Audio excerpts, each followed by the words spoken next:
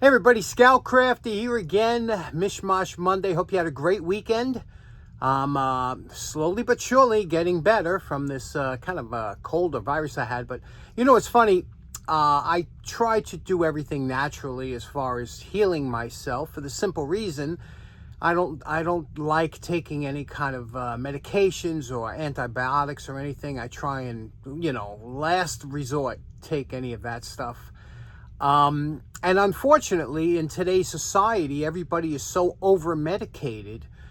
And as soon as they get sick, they're popping antibiotics. What happens is a lot of these strains become resistant to antibiotics. So when somebody like me gets it, it's much harder to fight it off naturally. But, sometimes you just got to hang in there. You want to go to the doctor. You want to say, Doc, give me something to make, get this out of there. But with certain things, especially viral things, you have to let it, your body get stronger by working it off. Anything that doesn't kill you makes you stronger, right? So anyway, for today's project, we're going to be working on that jack again. On Friday, we did the jack. We just got it working good, lubricated up and everything, and straightened out. Now today, we're going to do a little embellishment on it and get to a couple of things. So let's get started right away. Okay, for those of you just tuning in, on Friday, we went over this jack that was given to us by Roger, part of the Tool Brothers, Mike and Roger. Roger gave the jack for the show and wanted to see what we could do with it. We got it working properly, lubricated up, cleaned everything, took out all the gunk from inside. Now comes the fun part, embellishment. I asked of you, I said, what would you like to see done with the jack? And most of you said the same thing, anything but leaving that finish that's on there now, which is exactly where I'm at. I can't stand kind of a rusty finish. So we're going to paint and embellish this in some way. It also protects it. Again, this was in rough shape, this jack. It wasn't like it was a clean jack to begin with. So we can really have some fun. And there's a lot of interesting lines on this jack that I want to take advantage of. So what do you say we clean it up? First thing we're going to have to do is get rid of all that 50-50 coating on there. And we'll scrub it with Comet, clean it up and everything, and then we'll get rid of all the rust with the wire brush and the flap disc, and then we'll paint it. So let's get started with that. Now, as you know, the rust on this jack was pretty extensive and deep, and for the look that I wanted, I had to get this plate down to bare metal, where it was below the pits like this, so that I can do a little bit of my signature jeweling, quick jeweling, not really precision-like, but just something that would make it look good, a little engine turning on that plate. I really thought would make this project jump.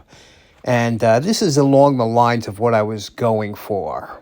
Okay, funny story. I thought I would share it with you. I'm getting ready to put some paint on our jack. And you see, I pulled out, I wanted to do it in like a flat black. I can always adjust the gloss, and I'll explain that later.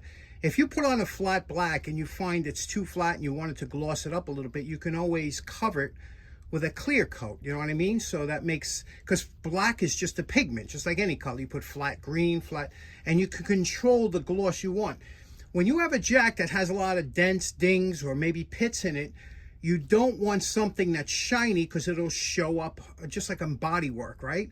Remember the old cars years ago, flat, you would have flat black on a car, would look fantastic, or primer gray or primer black, and then the minute you put paint on it, you saw the waves and everything. Flat paint hides a lot. So I said, let me see if I got some flat paint here. Look at this. Can you see this? Yeah, that's right. I bought this when I was 15 years old. Wrought iron, flat black, Ox-O-Spar. Now this is like 40-year-old paint, 50-year-old paint. No, let's see, 45-year-old paint, right? It was like tar in the bottom of there. So you mix it up with a stick and it wasn't going. And then I said, you know what? I pulled out something I got with my Black & Decker drill kit when I was like 15 years old, and that was, do you remember these? These were paint stirrers. You put it on your drill and you put it in there like that.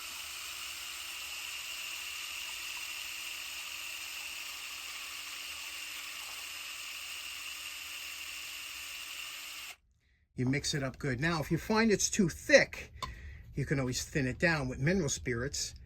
However, 45-year-old paint, what do you think? What do you think the chances are that this thing will even cure? Okay, the paint came out good. Now we're going to clear coat the entire jack with semi-gloss lacquer clear coat. But first we got to go up in the attic and work on the name tag for the plate. Okay, we're up in the attic here. One of our favorite places to come. Let me show you what's going on. Always a lot of fun up here, and always all kinds of stuff, you know? We like all kinds of stuff, all kinds of things that you don't see anymore. Things that I don't even see. Radioactivity. This is like a science hall. I got to get some more lighting back here. But I got stuff in boxes that I don't even know what's up here half the time. My buddy Jim over in the UK, special shout out to Jim. He just did a poor man's flea market. He was walking around. He found some interesting stuff, and he said, kind of put out a challenge if I had. But he finds interesting stuff that, for the most part, I won't be able to find. But very interesting to see what Jim comes across over there. But down here at the other end, you can see what a beautiful view, what a beautiful night tonight is.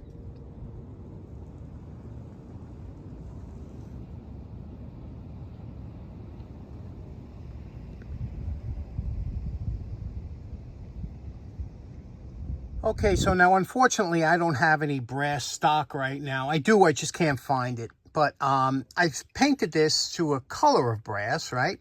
We're up here at the New Hermes engraving machine. You can see here. Here is the font. Comes little brass numbers and letters. There's different styles. Here's another style of font that's under here. But right now we're going to use the Walker Badger. Using this here, Walker, and then we'll put Badger under it. And how this works, it's just like a pantograph. There's a little dragging stylus there that will, when you put this part into the letter, push it down and follow letters, that piece back there will follow along with the letter and write it down and drag it across. So let's do that, and that'll hold us until we can find one or appropriate one or whatever the case is. So let's do that.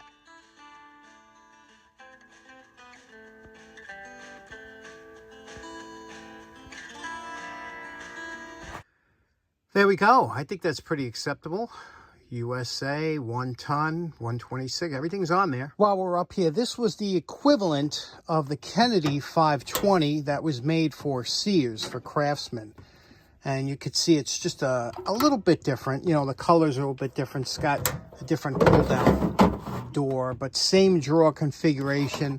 Actually, very, maybe a different color felt underneath. I just have some things up here, but that's the Sears Craftsman equivalent to the Kennedy 520. I believe Kennedy made these for Sears. Here's a quick tip. I wanted to cut, I'm going to use brass screws for the faceplate, and I needed to cut it down a little bit. I wanted to cut down about half of this. So a good way to cut these down, if you have an electronic or electrical pliers, a lot of times they'll have screw cutters for 6/32 and 8/32 screws. So what you do is you screw it into here. You have to thread it in. You don't just press it in. You thread it in to what length you want to cut, and then you squeeze it, you cut it, and it will give you a nice edge that you could screw that right into whatever you're using instead of having to mess with the end of the threads. Nice little tip there. Now you know my favorite part. Remember what this Walker Badger 126 jack looked like before we started? And we're calling this project done. You could see the way I was hoping to go with this. I'm really happy with the way this came out. First of all, you could see we accented just the beautiful lines of this jack. Now, by no means was this designed well. I mean, this is internally, but, just the lines. It has very interesting lines. So all the lines, I took the paint off the sides here just to accent it, including, the top here, and cleaned everything up, took all the rust off, and just beautiful. And then, of course, the signature jeweling on the, so I just thought that would be so nice for that one plate. It would really make it pop. I didn't have any brass, so I went with that aluminum tag there. And the letters, highlighted every letter that was on here, which was interesting because I did that with the sander, and then I clear coated it so it won't rust or anything. So what do you think? What do you think about this combination? Let me show you how it works. Now, we do spend a good amount of time on getting this mechanically correct before we did anything cosmetically, but you could see, listen to it now. super positive. Listen to this.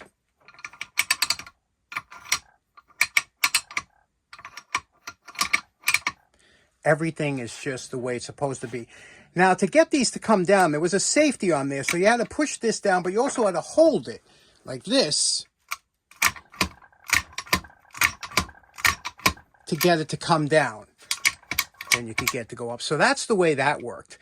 There we go. Now, the funny thing is, the handle. Good friend of the show by the name of the Movie Guy said what he would like to see is a really nice period a handle. And I said, you are so right. Because what I was thinking, I said, what about a double S curve with lightning holes in it? Something like this, you know what I mean? I think that would be so cool. So I was looking through. I would need a big piece of stock to cut that out and then a handle, but that would be another job. But what do you think of that? A cool handle with lightning holes in it, kind of like Victorian style. It's already steampunk looking. Okay, so in closing, these old mechanical jacks are really, first of all, I wouldn't trust them under anything but a lawn tractor or maybe a lawnmower or something to lift up. I wouldn't trust them with. They're only rated for 1 ton, number one, and they just mechanically they weren't designed super well, not like the new ones are.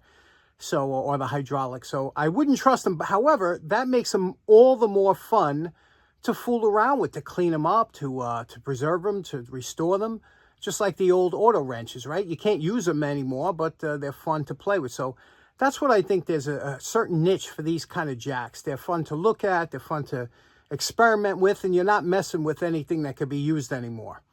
So it's a nice way to preserve them and save them, a part of history. Anyway, thanks so much for tuning in. I hope you have a great day. We'll see you again on Wednesday. Take care now. Bye-bye.